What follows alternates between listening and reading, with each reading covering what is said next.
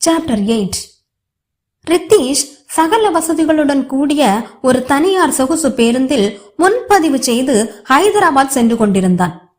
அந்த பேருந்தில் அவனுடன் பயணிக்கும் அனைவருமே தமிழ்நாட்டிலிருந்து ஹைதராபாத்தில் பெரிய பெரிய நிறுவனங்களில் பெரிய பெரிய பதவி வகிப்பவர்கள்தான். உண்மையில் அத்தகையோர்கள்தான் அந்த பேருந்தில் பயணிக்கும் விதமாக பேருந்து கட்டணம் இருந்தது. அதில் பயணிப்பவர்கள் யாருக்கும் பணத்திற்கு பஞ்சமில்லை.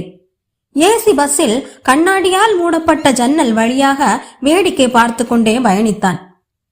அப்போது, அனிச்ச மலரழகே, அச்சு அச்சு வெள்ள பேச்சழகே, என் கண்ணுக்குள்ள கூடு கட்டி காதுக்குள்ள கூங்குயிலே என்று ஏஆர் ரஹ்மான் இசையில் ஸ்ரீனிவாஸ் பாடிய பாடல் ஒலித்தது. அது ஒருவரின் செல்போன் ரிங்டோன் தான். அவர் போனில் பேச ஆரம்பித்தார்.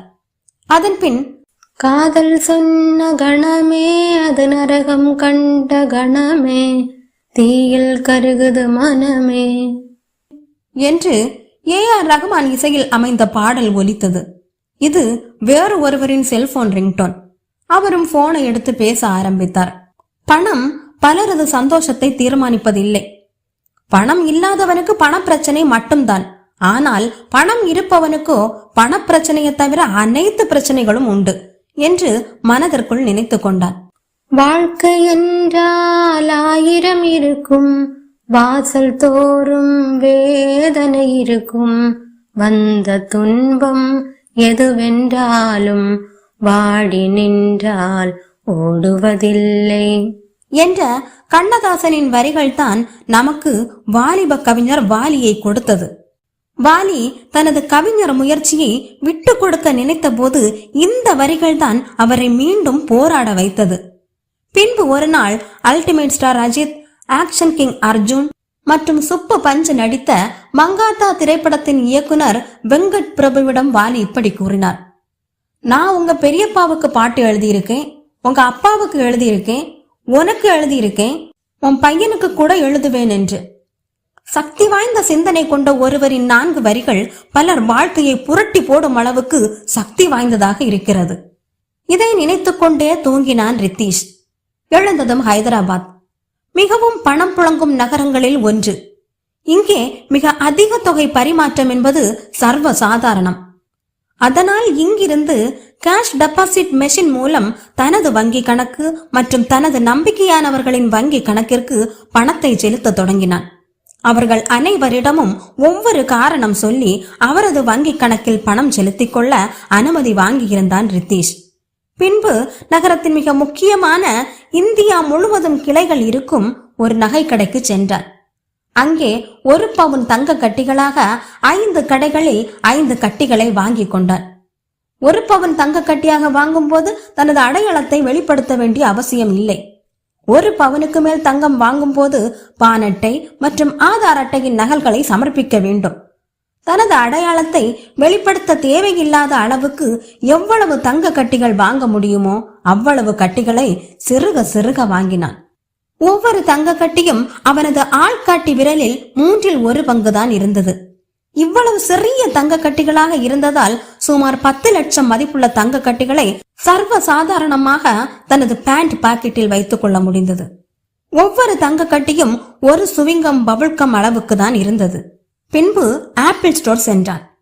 அங்கே அவன் லேட்டஸ்ட் மாடல் மேக்புக் ஒன்றையும் லேட்டஸ்ட் மாடல் ஐபோன் ஒன்றையும் பெற்றுக்கொண்டான். பின்பு அங்கிருந்து அவன் கூகுள் ஸ்டோர் சென்றான். அங்கே அவன் ஒரு குரோம் புக் ஒன்றை வாங்கி கொண்டான். பின்பு ஒரு பிக்சல் போன் ஒன்றையும் வாங்கி கொண்டான். குரோம் புக் மற்றும் பிக்சல் போன் இரண்டும் கூகுள் நிறுவனத்தின் பொருட்கள். கிட்டத்தட்ட ஆப்பிள் நிறுவனத்துக்கு இணையாக தரமும் விலையும் இருக்கும். ஆப்பிள் பொருட்கள் பிரைவசிக்கு உகந்தது. கூகுள் பொருட்கள் உபயோகிப்பதற்கு மிகவும் சுலபமானது. தனது பண சம்பந்தமான விஷயங்களை ஆப்பிள் லேப்டாப் மற்றும் ஐபோனில் கையாளவும் மற்ற விஷயங்களை கூகுள் குரோம் லேப்டாப்பிலும் கூகுள் பிக்சல் போனிலும் கையாள திட்டமிட்டான். இதை பெற்றுக்கொண்டு திரும்பவும் தமிழகத்தில் உள்ள தனது வீட்டிற்கு புறப்பட்டான். வீட்டிற்கு வந்து சேர்ந்ததும் தனது நம்பிக்கைக்குரியவர்களின் வங்கி கணக்கில் இருக்கும் தனது பணத்தை கொண்டு அவர்களை நேரடியாக பணம் செலுத்த சொல்லி தனது பெயரில் நிறைய சவரன் தங்க பத்திரங்களை வாங்கினான். மேலும் இதே பாணியில் தனது பெயரில் நிறைய பரஸ்பர நிதிகளை வாங்கினான். பரஸ்பர நிதி என்பது மியூச்சுவல் ஃபண்ட். பின்பு தான் வாங்கிய தங்க கட்டிகளில் ஒன்றை தான் கணக்கு வைத்திருக்கும் வங்கியில் அடகு வைத்து கடன் பெற்றான். கடன், பகை, நோய் இவை அனைத்தையும் நாம் உபயோகிக்கும் விதத்தில் நமக்கு நிறைய நன்மைகள் உண்டு. ஒரு வலிமையான எதிரியை வீழ்த்துவதால் தான் நமக்கு வெற்றி ஒன்று கிடைக்கிறது. எதிரியே இல்லை என்றால் வெற்றியும் இல்லை. அதே போல நிதி உலகில் கடன் என்பது ஒரு நெம்புகோலாக கருதப்படுகிறது. ஒரு மிகப்பெரிய பாறையினை நாம் வெறும் கைகள் கொண்டு நகர்த்த கூட முடியாது. ஆனால் ஒரு நெம்புகோல் கொண்டு அதை சுலபமாக புரட்டி போட முடியும். ஜோதிட ரீதியில் பார்த்தான். கடன், பகை, நோய் மூன்றிற்கும் ஒரே கட்டத்தை தான் ஒதுக்கி இருக்கிறார்கள். அதை உபஜெயஸ்தானம் என்று கூறுவர். உபஜெயஸ்தானம் என்றால் வெற்றிக்கு துணை புரியும் இடம் என்று பொருள். ஒருவர் எதிரியை கண்டு பயப்படாமல் தனது திறமையை வளர்த்து கொண்டால் அந்த எதிரியின் மூலமாக நாம் வெற்றியையும் புகழையும் அடைய முடியும். அதே போல கடனை கண்டு பயப்படாமல் அதை கையாள கற்றுக்கொண்டால் அதுவே நமது ஏணியாக செயல்படும். கடனையும் எதிரியையும் கண்டு நெஞ்சம் கலங்காமல் அதை கையாளும் திறமையை வளர்த்து கொண்டால் வெற்றி, பணம், புகழ் அனைத்தும் நமக்கு கிடைக்கும்.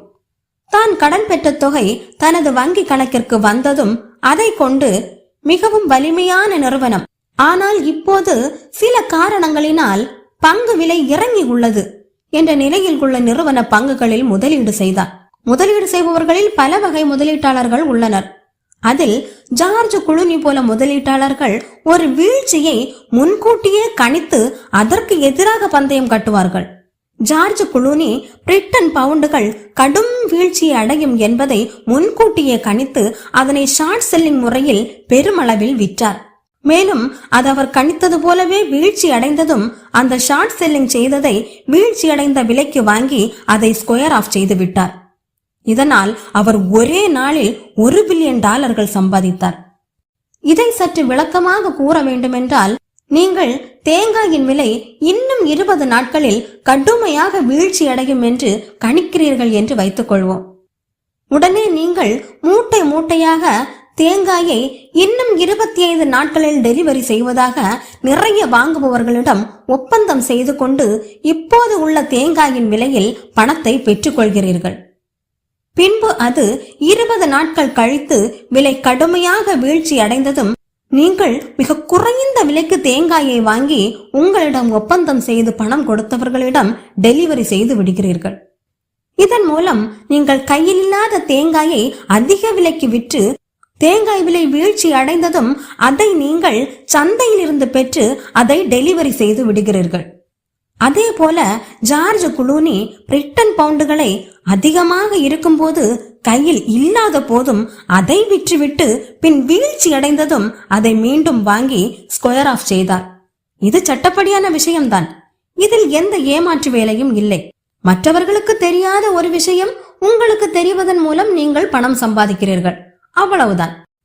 முதலில் தாமாக நிகழவிருக்கும் வீழ்ச்சியில் முதலீடு செய்த ஜார்ஜ் குளூனி பின் தாமாகவே வீழ்ச்சியை உருவாக்க ஆரம்பித்தார்.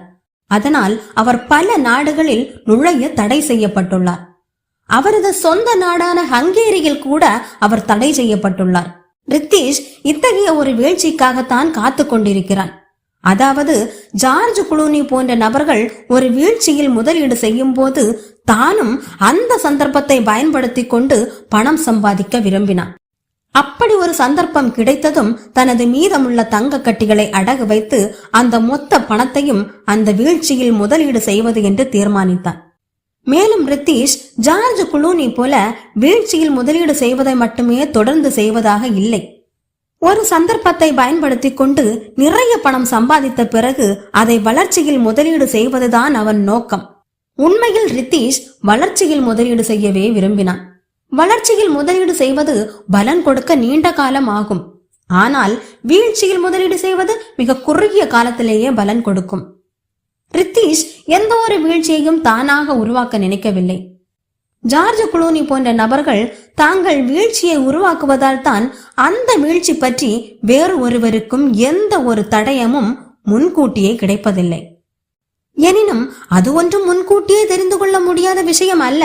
ஆயினும் அதை தெரிந்து கொள்ள விரும்புபவர்கள் அதற்காக நிறைய பணத்தையும் செல்வாக்கையும் பயன்படுத்த வேண்டியது வரும். அப்படி பணத்தையும் செல்வாக்கையும் பயன்படுத்தி பெறும் இந்த ரகசியத்தை கொண்டு அதில் முதலீடு செய்யவே பலரும் விரும்புவார்கள். அதை வெறுமனே வெளி உலகிற்கு கொண்டு வந்து தான் செலவழித்த பணத்தையும் செல்வாக்கையும் வீணாக்க விரும்ப மாட்டார்கள். அத்தகைய ரகசியத்தை தெரிந்து கொள்ள ரித்தீஷ் திட்டமிட்டான்.